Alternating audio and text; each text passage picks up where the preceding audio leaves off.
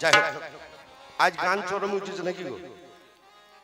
গান আজ চরমে উঠে গিয়েছে, বুঝলেন? আজকে রামায়ণ মহাকাব্যকে অবলম্বন করে একদিকে রাম এবং অপরদিকে রাবণ, ভগবান রামচন্দ্রের ভূমিকায় দাঁড়িয়ে আমার দ্বিতীয় পাল্লায় আবার আপনাদের যথাযোগ্য স্থানে আমার ভক্তিপূর্ণ প্রণাম, প্রীতি, ভালোবাসা, শুভেচ্ছা, অভিনন্দন জানিয়ে শুরু করতে চলেছি আমার দ্বিতীয় পাল্লা। তবে এই ভদ্রলোককে কি বলবো হেঁটে আমি আর বুঝতে পারছি। হ্যাঁ বলেন বলেন। এতক্ষণ ধরে আসলে মাঝখানে যিনি দাঁড়িয়েছিলেন রাবণের ভূমিকায়, এই ভদ্রলোককে কি বলবো সেটাই আর বুঝতে পারছি। একে পাল্লাদার বলবো না গেল্লাদার বলবো সেটা আমি বুঝতে পারছি। ওরা আমার তুমি তোমার জন্য 7.5 দিন ভাত খাই নাই, আমি আমার বিপক্ষের পাল্লাদার। যিনি এতক্ষণ ধরে আসলে মাঝখানে দাঁড়িয়েছিলেন তার কাছে এমন কিছু আহামরি কথা জিজ্ঞাসা করিনি যেটা তিনি বলতে পারবেন না। আমি প্রথমেই পাল্লাদারটিকে লক্ষ্য রেখে কিছু কথা জিজ্ঞাসা করেছিলাম। কবিয়ালকে প্রশ্ন জিজ্ঞাসা করে ঠকানোর জন্য নয়, গানটিকে বাড়ানোর জন্য, সঠিক জায়গায় মানটা রাখার জন্য। এক একটা গানের এক একটা জায়গা আছে, সেই জায়গায় মানটাকে রাখতে হয়।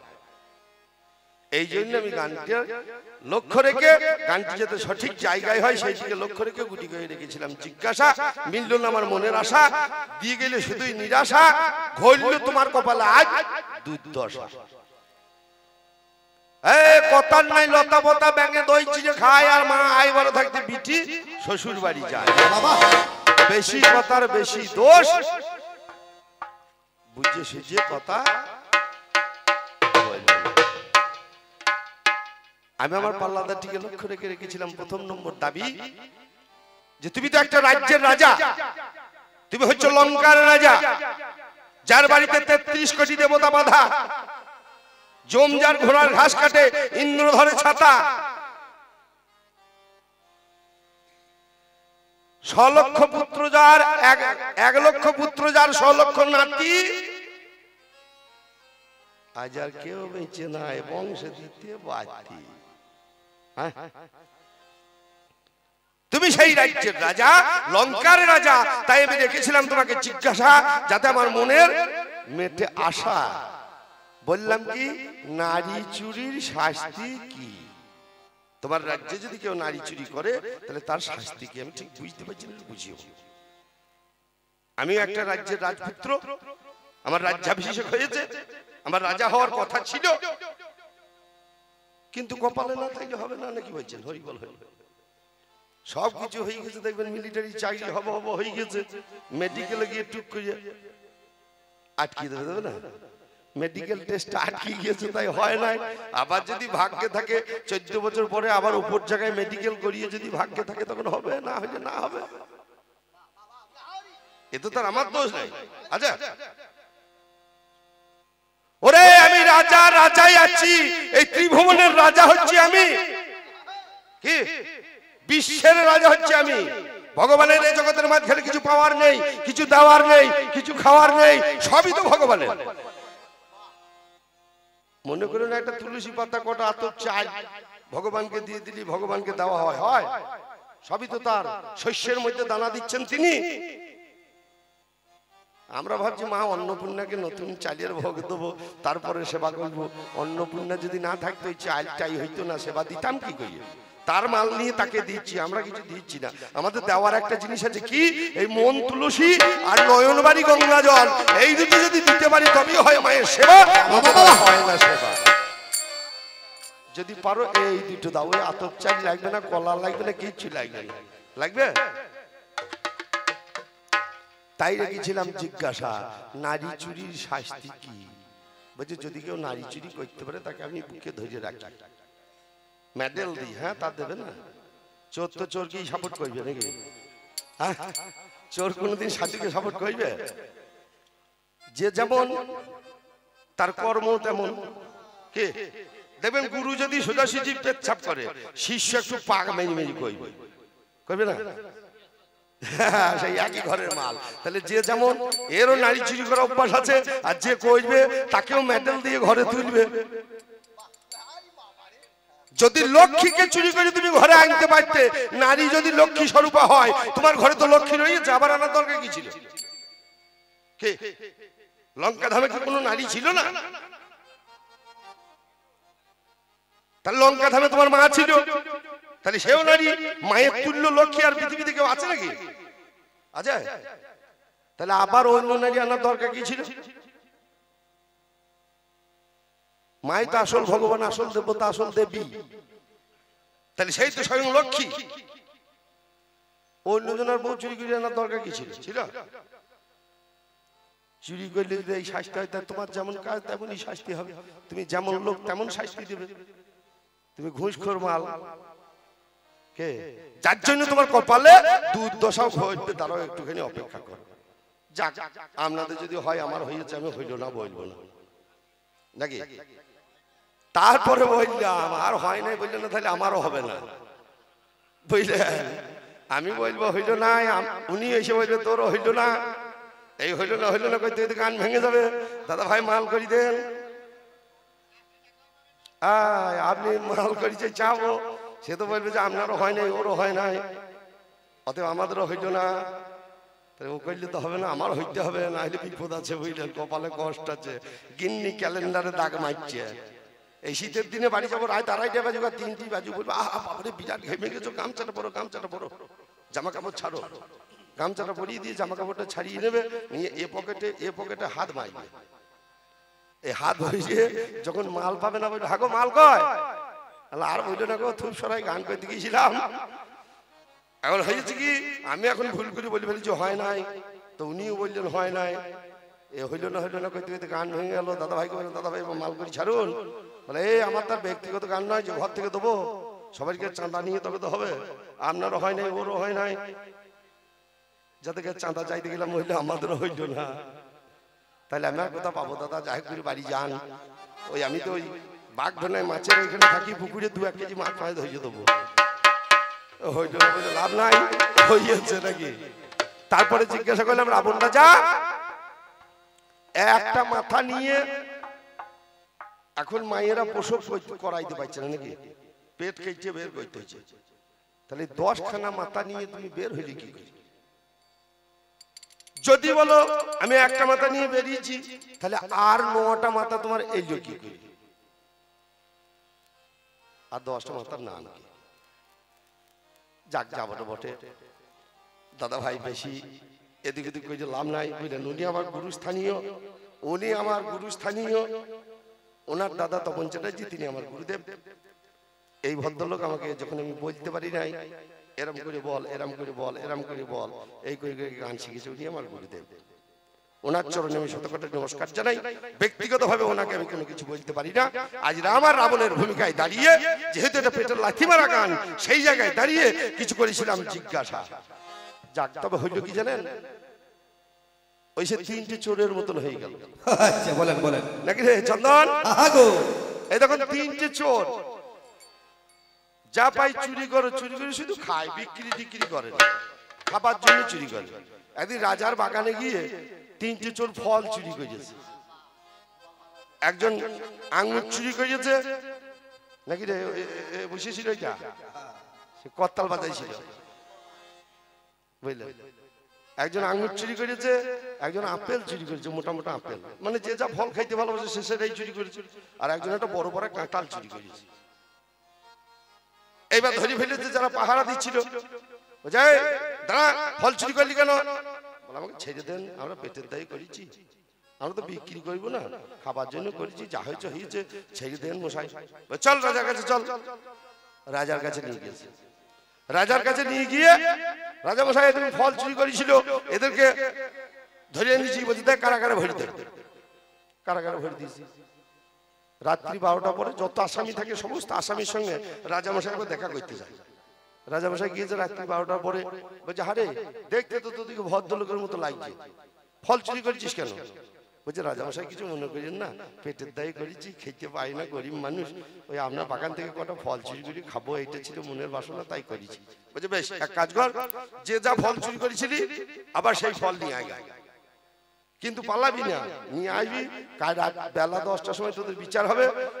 খাবি না, রেখে দিবি, ফল হাতে করে নিয়ে যাবি, বিচারশালায় বিচার হবে। যথারীতি 10টা বাজে ঘড়িতে এরা ফল টল নিয়ে এসে রেখে দিয়েছে। যে আঙুর খেতে ভালোবাসে আঙুর এনেছে, যে আপেল খেতে ভালোবাসে আপেল এনেছে, যে কাঁঠাল চুরি করেছিল সে কাঁঠাল এনেছে। রেখে দিয়ে 10টা বাজছে, সবাই নিজে নিজের ফল হাতে করে নিয়ে চলে গেছে। এমন সময় রাজামশাই বলছে, এক কাজ করো, এই যে যা ফল এনেছে কাল তো মুখ দিয়ে খেয়েছে, পেটের জন্য করছে, আজ ফল করে সব পাচা দিয়ে ভরিয়ে দাও। বাবা এবার যে আঙুর এনেছিল পুট পুট পুট পুট করে বললেন ঢুকে গিয়েছে, তার কোনো কষ্টও হয় নাই, যন্ত্রণাও নাই। এবার যে মোটা পাড়া আপেল এনেছে, সেলাই উপর গুজে ভেজেছে দিয়ে আপেল ঢোকাইছে, বুঝলেন, সে আর ঢোকে না, কোনো মতে ঢোকে না। খুব চাপ পড়ছে, চোখ দিয়ে ঝরঝর ঝরঝর করে জল পড়ছে। কি করবে, যখন ঢুকছে না, ঘাতক রেগে গিয়ে 3টে যেই লাঠি মেরেছে অমনি টুক করে ঢুকে গিয়ে যাবে। আর চোখে জল পড়ছিল, যেই আপেল ঢুকে গিয়েছে অমনি খিলখিল খিলখিল করে হাসতে লেগেছে। রাজামশাই বলছে, আরে তোর আপেল ঢুকতে এত কষ্ট হইল, চোখ দিয়ে জল পড়ল, আবার হাসলি কেন, ঢুকে গেল? আর বলছে, রাজামশাই আমার তো আপেল কোন রকমের ঢুকলে, যে কাঁটা লেগেছে ঢুকবে কি করে, তাই পাল্লাদার আমার তো আপেল কোন রকমের ঢুকবে, তোমার কাঁটালটা ঢুকবে কি করে বিষয়টা বুঝতে পারছি না। যাই হোক, বলবো না অত্যন্ত অল্প নাকি ব্যাখ্যান্ত চূড়ান্ত সময় হয়ে যায়। জাগলো প্রাণে ভাবলো হরি, বন্ধু বর্গের বলুন হরি, মায়েরা উলুধ্বনিদের সময় নিদাই গৌরী বিমানন্দ হরি বল। ও দারে দারে না না না দারা না না,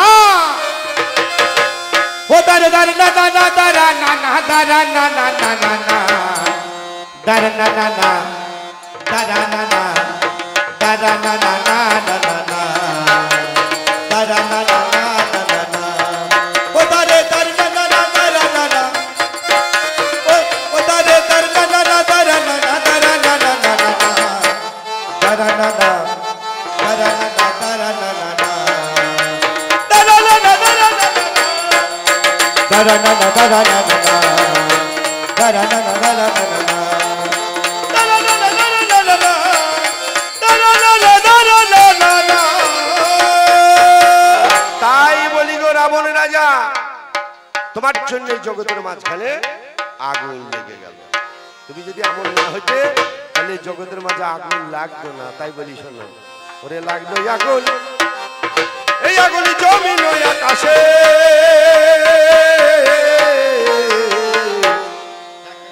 তোমার কর মেরে দোষে, পাগলা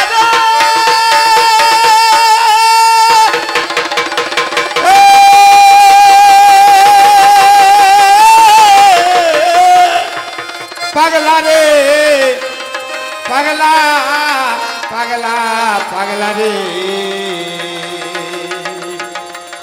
ওরে লাগলো আগুন, এই আগুন জমিন আকাশে, তোমার কর্ম দোষে, ওরে লাগলো আগুন জমিন আকাশে, তোমার কর্ম দোষে, লাগলো আগুন জমিন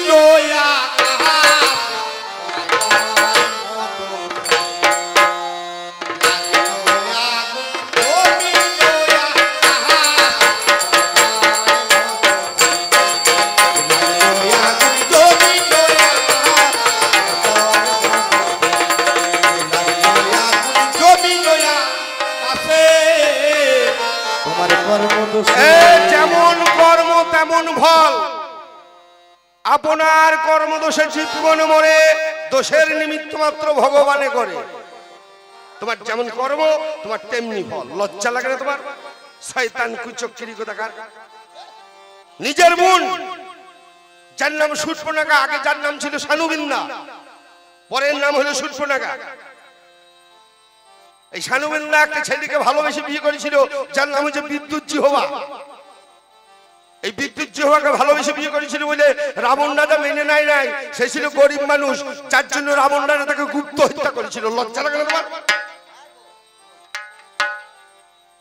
নিজের বোনের স্বামীকে গুপ্ত হত্যা করেছো তুমি। তোমার মতো শয়তান এই পৃথিবীর মাঝখানে আর কেউ নাই। তুমি বলো না খবরদার যে লক্ষ্মীকে যদি চুরি করতে পারে, তুমি নারীকে কোনোদিন লক্ষ্মীর জায়গায় মান্য হয়। তোমার কি হবে তুমি বুঝতে পারছো না।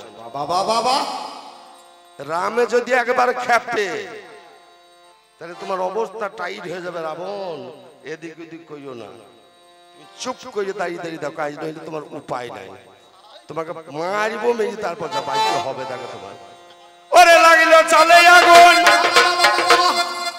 লাগিল ডালে আগুন, লাগিল চলে আগুন, লাগিল ডাঙায় আগুন, ভাইরে ভাই আগুন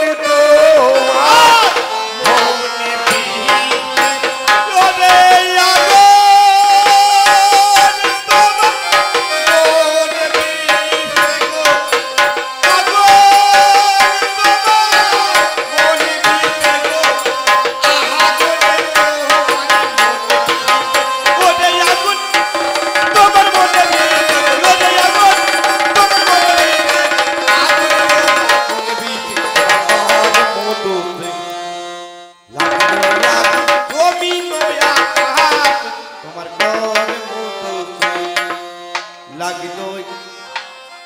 দেখেন দেখেন ভাব খা দেখেন কবেলে ভাব দেখেন রামের ভাব। ভগবানকে কে না চায়, ভগবানকে কে না চায়, ভগবানকে কে না চায়, ভগবানকে কে না চায়, ভগবানকে সবাই চায় না। ভগবান যদি একবার নাচে আর ঠিক থাকি য ওরে লাগিল আগুন জমি কাহাতে তোমার কার মতো লাগিল আগুন জমিন আকাশ তোমার জমিন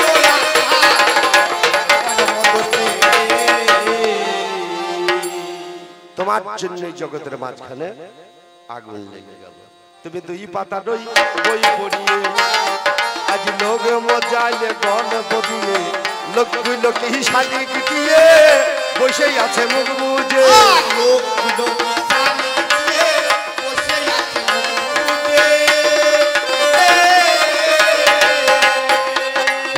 দুই পাতা দই বই পড়িয়ে লোক মজায় গল্প দিয়ে লোকগুলো কি শাড়ি কিটিয়ে বসেই আছে মুখ বুঝে।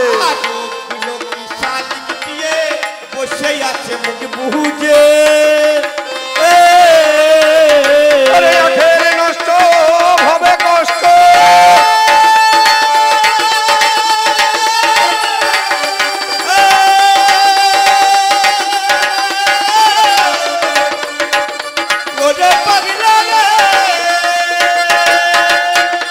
বলি আখের নষ্ট হবে কষ্ট,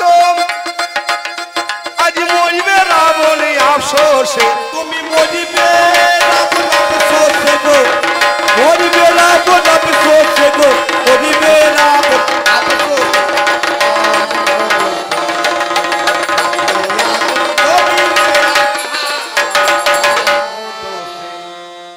লাগিল আগুনি জমি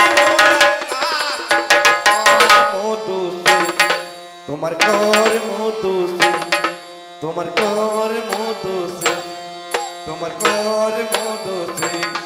ওরে লাগিল আগুনি জমি তোমার কর মধুসে, তোমার কর মধুসে। তিন চার পাক দে, তিন চার পাক দে, তিন চার পাক দে, তিন চার পাক দিয়ে কাটা গঙ্গা পাইকে ফেলা দেখি ওর কি হয় দেখা যায়। কার পাল্লাই পড়েছে বুঝতে পারছে না কি, চিন্তা করে দেখো। আসলে ব্যাপারটা তো তা নয়, বুঝলেন? এর একটা রোগ হয়ে গিয়েছে, এর একটা রোগ হয়ে গিয়েছিল আসলে মাঝে। দেখবেন এমন একটা রোগ আছে, যার হয় তারও মজা লাগে আর যে দেখে তারও মজা লাগে। জানেন কি রোগ? আমি বললেই মনে পড়ে যাবে। আমার গিন্নির একবার হয়েছিল, বুঝলেন? রোগটার নাম হচ্ছে চুলকুনি রোগ। আমার গিন্নির একবার হয়েছে, পরপর 5-6 দিন গান করে বাড়ি গেলাম, বুঝলেন? 2:30 বাজে বাইর হইলাম। গিন্নি আমাকে বলছে, ও শোনো শুনো না, একটা কাজ করো, কালকে সকালবেলায় 10টার সময় বর্ধমানে সমরেশ রায় কাছে নামটা লিখিয়ে দিয়েছি, বিখ্যাত চুলকুনি ডাক্তার। এখন আর নেই, আগে ছিল। তো বলছে যে ওর কাছে নামটা লিখিয়ে দিয়েছি, তোমাকে যেতে হবে। আল্লাহ গো 4-5 দিন রাত্রি জায়গা, এত কষ্ট করে বাড়ি এলাম কেন, একদিন পরে করতে পারলে না? বলে সপ্তাহে তো একদিন বসে, আবার এক সপ্তাহ চুল করবো নাকি, একটু কষ্ট করে চলো কেন। যাক যথারীতি আমাদের বাস স্ট্যান্ডে গিয়ে পৌঁছালাম দুজনে 6টার সময়। বাস স্ট্যান্ডের নাম হচ্ছে ভুলকুড়ি বাস স্ট্যান্ড, কেতুগ্রামের পরেরটাই, কাটোয়াজিতে ভুলকুড়ি বাস স্ট্যান্ড। ওখানে পৌঁছেছি, বহরমপুর থেকে একটা বাস এলো, বাসে একটাই সিট। দুজনে উঠলাম, মহারানী বলছে তুমি বসো রাত জায়গা, আমি দাঁড়িয়ে দাঁড়িয়ে যাই। আমি বললাম, মহারানী দাঁড়িয়ে আছে। কিছুক্ষণ পরেই সিপাহী দিঘির মোড় যে গাড়িটা গিয়েছে, বুঝলাম প্রচুর ভিড় হয়ে গেছে, গরম ধরে গিয়েছে, গ্রীষ্মকালের দিন গরম হয়ে গেছে, গা ঘামতে শুরু করেছে। আর এই চুলকুনি রোগ যাদের হয়েছে বুঝলেন, গা ঘামলি হাল হালানি বেশি করবে। যেই গা ঘামেছে আর মহারানী হাল হালানি শুরু হয়ে গেছে, খস খস খস খস করে চুল কইছে। কোথাকার কাপড় কোথা যায় শান নাই। আর কন্ট্রাক্টর তাকিয়ে তাকিয়ে দেখছে, বুঝে শালা আর একটু তোল, আর একটু তোল, আর একটু তোল। যে দেখছে তারও মজা লাগছে, যে চুল কুইছে তারও মজা লাগছে, আরাম হচ্ছে। তদ্রুপ এই আমার পাল্লাদার লেগেছিল এতক্ষণ ধরে চুল কুইতে, আমি দেখছিলাম, আমারও মজা লাগছিল, ওরও মজা লাগছিল। আর আপনাদের তো কথাই নাই, নাকি বলছে? ওরে কথায় মানুষ বসে আসে, আবার বিচ্ছেদে ঘটে এই কথা দিবসে। তুমি কথা বলো আজি অঙ্ক কষে, পরিণাম মনে রেখে। কথা বলো অঙ্ক কষে, পরিণাম মনে রেখে। এ জগতে কথা দিই সব, শালা বলতো যতক্ষণ, বন্ধু বলতো যতক্ষণ। আমি যখন এখানে এসে পৌঁছালাম, আমি একবার বাগডোলাতে, যেখানে আপনাদের গ্রামে ওই দাদা ভাই রয়েছে আর কি, পুকুরের ওখানে, ওইখানে একবার প্রোগ্রাম করেছিলাম ওই আশ্রমে। উনি আমার প্রোগ্রাম শুনেছিলেন, আমাকে বলেছিলেন সেদিন, সাধন দা যদি কোনোদিন সুযোগ হয় আমার গ্রামে একবার নিয়ে যাবো। আমি আপনার গ্রামে আসি নাই, এই প্রথম এলাম আপনার গ্রামে। তো এইবার আজকে ওনার আহ্বানে আমি এলাম। আসার পরেই যখন ওনার সঙ্গে দেখা হলো, ওই রাস্তার সামনে উনি দাঁড়িয়েছিলেন। উনি বললেন, সাধনদা ভালো আছেন? আমি বললাম, হ্যাঁ হ্যাঁ ভালো আছি, আপনারা সব ভালো আছেন তো? আচ্ছা, উনি যখন আমাকে বললেন, সাধনদা ভালো আছেন, আমি যদি বলতাম আমি ভালো আছি না, যে আপনার কি হে, কথাটা ঠিকঠাক হইতো? হইতো না, নয় কথাতেই কিন্তু সব। বসে আসে, আবার বিচ্ছেদে ঘটে এই কথা দিবসে। তুমি কথা বলো আজি অঙ্ক কষে, পরিণাম মনে রেখে। তুমি কথা বলো অঙ্ক কষে, পরিণাম মনে রেখে। ওরে বেহিসাবি বললে কথা,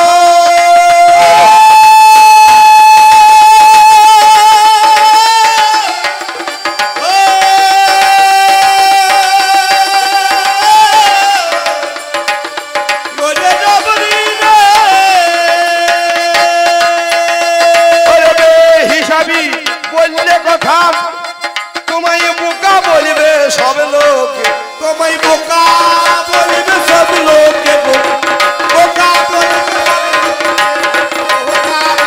সব লোক। লাগলো আগুন কবি নয়া কর্ম দোষে। তাই আজি তোমার সাথে হবে না। বলি ও এই শান্তি তোমার সাথে হবে না গো। এবার বলতে বলতে আসরে মাঝে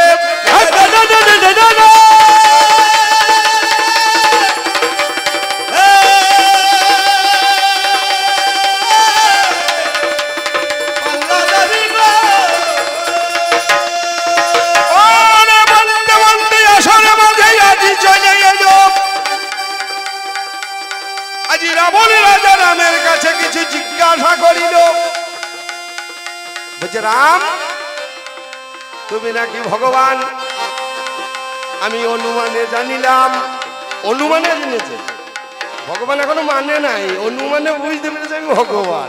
ওরে যদি আমি ভগবান বুঝতে পারি, ভগবান সামনে দেখে কেউ ছেড়ে দেবে কে? আমি যদি ধরুন গান করছি, এখানে থেকে যদি বুঝতে পারি যে এটা ভগবান, আমি ছেড়ে দেবো? কি করবো? জড়িয়ে চরণ দুটো ধরবো না ভগবানের? যে যত বড়ই শয়তান হোক বদমাইশ হোক যাই হোক যদি ভগবানকে পায় আর ছেড়ে দেবে তা তুমি যখন বুঝতে পারলে আমি ভগবান আমাকে ছেড়ে দিতে কেন আমি সেইটা বুঝতে পারছি না বলছে ভগবানের বউ বাবা হারাইয়া গেল আমাদের কাকিমা মাসিমা মারা পুকুর ঘাটে বাসন ধুইতে যায় ভালো না বুঝেছে মা তোমরা বাসন ধুইতে যাও এবার ধরো যদি স্ট্যান্ডার্ড স্টিলে হাতাটা হারিয়ে যায় কি করবে কাপড়টা তুলে ঠাকুর পাইয়ে ঠাকো নাকি তাহলে যে ভগবান তার যদি বউ হারায় তাহলে এই পৃথিবীতে কি হবে বউ হারিয়েছে আজ আমরা স্ট্যান্ডার্ড স্টিলে হাতা যদি হারিয়ে যায় খুঁজে পাবেন না যদি পুকুর ঘাটে হারায় পুকুর ঘাটি থাকবে সেটা তো আর নদীতে চলে যাবে না যাবে পুকুর ঘাটে যদি হাতা হারায় সে হাতাটা নদীতে যাবে কি তাহলে যখন নদীতে পড়ে যাবে নদীতে পাওয়া যাবে তখন কি হবে হাতাটা কেউ নিয়ে পালিয়েছে হাতাটা নিশ্চয়ই পুকুর ঘাটে জলে হারায় নাই কেউ নিয়ে পালিয়ে গেছে এই হচ্ছে কবিগান হচ্ছে যুক্তির গান যদি ভগবানের বউ বাবা হারাইয়া যেত পঞ্চবটী বনের মাঝে সেজনা থাকিত নয় ধরুন আপনাদের এখানে যদি আমার টাকা হারিয়ে যায় 50 টাকা সেটা কিন্তু এই থুপ সরাতেই থাকবে কি আমার ঘড়িটা হারিয়ে গেল ঘড়িটা থুপ সরাতেই থাকবে কিন্তু এই ঘড়িটা যদি কেউ নিয়ে পালিয়ে যায় তাহলে সে যেখানে নিয়ে যাবে সেখানে থাকবে যদি ভগবানের বউ হারাইতো তাহলে পঞ্চবটী বনের মাঝখানেই থাকতো সেইখানেই হারিয়েছে সেখানেই পাওয়া যেত তা না হয়ে সেই মাল লঙ্কায় গেল কি করে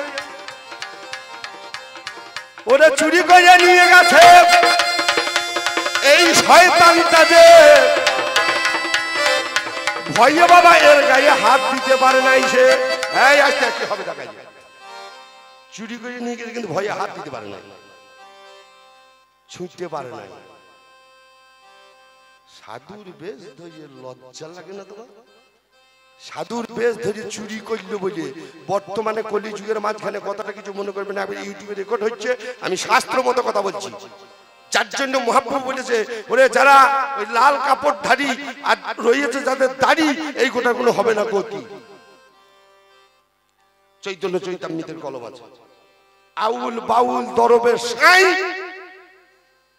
এই চারশালা বাবার ঠিক নেই বুঝলেন এই রাবণের রাজা লাল গেরুয়া কাপড় পরে সীতাকে চুরি করে নিয়ে গিয়েছিল বলি এই অভিশাপ যার জন্য এদেরকে ছুঁতে হইতো না কিছু মনে করেন না বাবা কারো ভক্তপ্রাণ আঘাত দেওয়ার জন্য বলি নাই বৈষ্ণবের 8টা সম্প্রদায় 8খানা সম্প্রদায় বৈষ্ণবদের রামায়তী পুরায়তী শঙ্করাচার্য মাধ্যাচার্য আউল বাউল দরবেশ সাই এই 8খানা সম্প্রদায় তার মধ্যে 4 সম্প্রদায় গতি আছে আর 4 সম্প্রদায় গতি নাই এই রাবণ রাজা সেই বেশ ধরেছিল বলে তোমার জন্য আজ এই মানুষটা উদ্ধার পায় না মহাপ্রভুর কাছ থেকে অভিশাপ পেয়েছে লজ্জা লাগে না তোমার সাধুর বেশ ধরে চৈত্য বৃত্তি করেছো তুমি সেদিন নিয়ে গেছো ওই লঙ্কা ধামের মাঝখানে সীতাকে কিন্তু তোমার অভিশাপ ছিল নামে যারে বেদবতী তুমি শুনে চলো গো নামে যারে বেদবতী তুমি শুনে চলো গো নামে যারে বেদবতী তুমি শুনে চলো গো বেদবতী তুমি শুনে চলো গো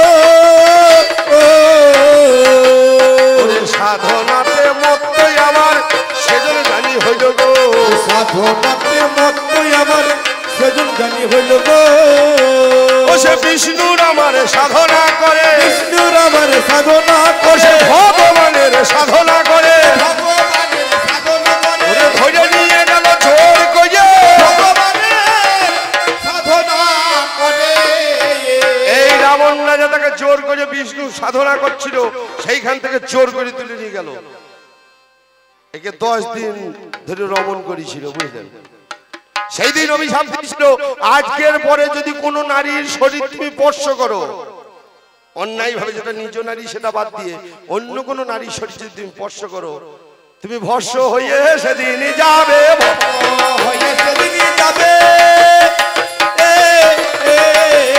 আমি বললাম এ কথা তোমায় হাজিরে বলে ভস্ম হয়ে সেদিনই যাবে সেই হিসাবের জন্য সীতাকে চুলের মুঠি ধরে নিয়ে গেছে, অশোক কাননে রেখে দিয়েছিল, কিন্তু সীতার গায়ে কোনোদিন হাত দিতে পারবে না ভয়ে। তোমার লজ্জা কি লাগে না? ওরে ভগবানের বউ হারিয়ে যায়, লজ্জা কি লাগে না গো। এবার দ্বিতীয় নম্বরে কথায় আমার জিজ্ঞাসা করিল, বলো বলো বলো রামচন্দ্র তুমি খুঁজে বলো।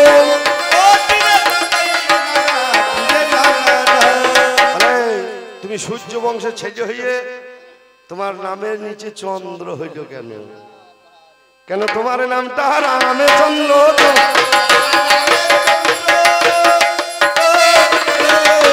বলো তোমার নামে কেন রামচন্দ্র? ওরে বললে বলে ওরে তোমার নামটা কেন রামচন্দ্র? চন্দ্র যেমন সুধাই আমার দর্শন করিবে, চন্দ্র যেমন সুধাই আমার দর্শন করিবে। ওরে ফলের মাঝে শস্য দানা তখন হইবে, ফলের মাঝে শস্য দানা তখন হইবে। আমি দীর্ঘায়িত সময় নেব না, ছোট ছোট করে অনেক কটা প্রশ্ন আছে, সব কটার অ্যান্সার করতে হবে। চন্দ্রদেব যেমন সুধা বর্ষণ করে তারপরে শস্যের মাঝখানে দানা বাঁধে, তদ্রূপ এই রামচন্দ্র ইনি প্রেম ও সুধা বর্ষণ করেন, ভক্তের মাঝখানে প্রেম ও সুধা বর্ষণ করে খাঁটি সোনাতে পরিণত করে, ভক্ততে পরিণত করে। এই রামচন্দ্র প্রেম ও সুধা বর্ষণ করেন বুঝে এর নাম চন্দ্র। দেখবেন নিতাই চান, গৌর চান, কি বাবা বলে না ভগবতী যখন গান করে, ওরে আজকে চাঁদের হাটে বসেছে, আজকে চাঁদের হাটে বসেছে, গৌর চাঁদার নিতাই চাঁদে আজকে নিতাই গৌর হরি বল হরি বল হরি বল। গৌরকে বলা হয় চন্দ্র, নিতাইকে বলা হয় চন্দ্র, রামকে বলা হয় চন্দ্র। কেন চন্দ্র?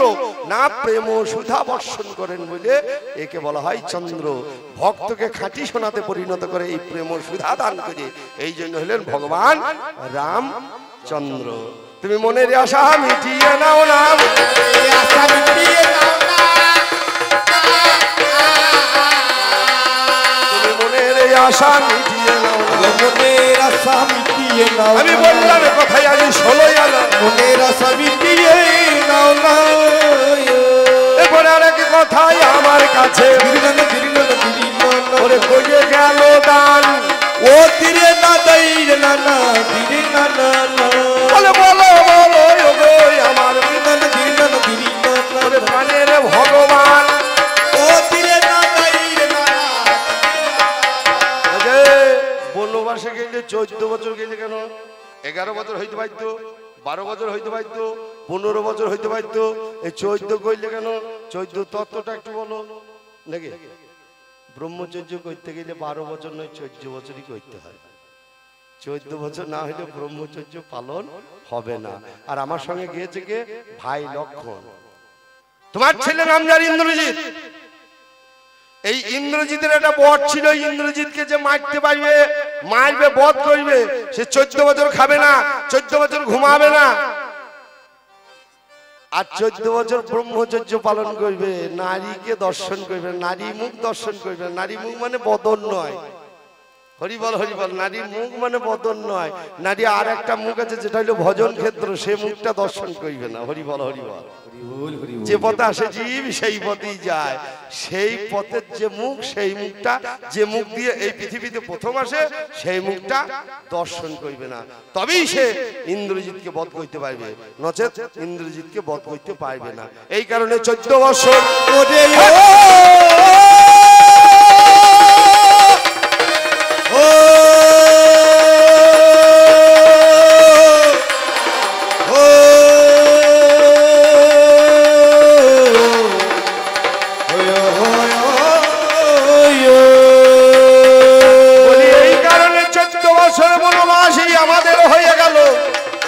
ব্রহ্মচর্য 14 বছর পালন করতে হয়। তুমি শুনে চলো। পুরুষ ব্রহ্মচর্য কতদিন পালন করে? 14 বছর নাকি? হরিবল হরিবল। এই 14 বছর ধরে ব্রহ্মের আচার বিচার সবকিছু করতে হয়, তবেই সে ব্রহ্মচর্য পালন হয়, নচেত হয় না। 12 বছর বনবাস আর 1 বছর অজ্ঞাতবাস নয়।